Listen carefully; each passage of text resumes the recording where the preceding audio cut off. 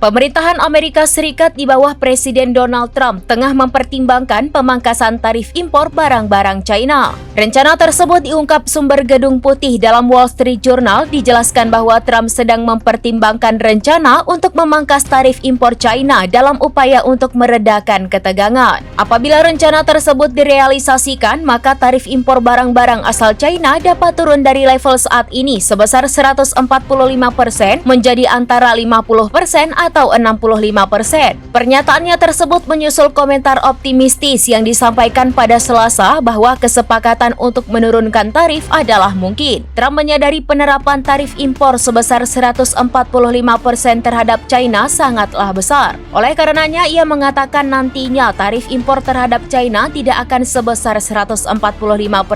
Merespon isu pemangkasan tarif impor yang dirilis WSJ, juru bicara Gedung Putih Kush Desai mengatakan laporan apapun tentang tarif adalah spekulasi murni kecuali jika datang langsung dari Trump. Sementara itu, Menteri Keuangan Amerika Serikat Scott Bessent menolak berkomentar mengenai berita WSJ, tapi mengatakan bahwa ia tidak akan terkejut jika tarif diturunkan. Bessent mengatakan kedua negara melihat tarif saat ini tidak dapat dipertahankan, tetapi ia tidak tahu kapan negosiasi akan dimulai. Bessent menambahkan bahwa perlu ada deeskalasi sebelum pembicaraan perdagangan dapat dilanjutkan. Pasca pernyataan tersebut dirilis, sejauh ini pemerintah Tiongkok belum menanggapi berita tersebut. Justru mereka terus-menerus mengkritik tarif Trump. Di platform media sosial Tiongkok Weibo, pernyataan Trump menjadi tren dengan berbagai tagar termasuk Trump mengakui kekalahan. Portal berita pemerintah China Daily bahkan menggambarkannya sebagai lambang proteksionisme populis agenda MAGA dan mengganggu stabilitas perdagangan global.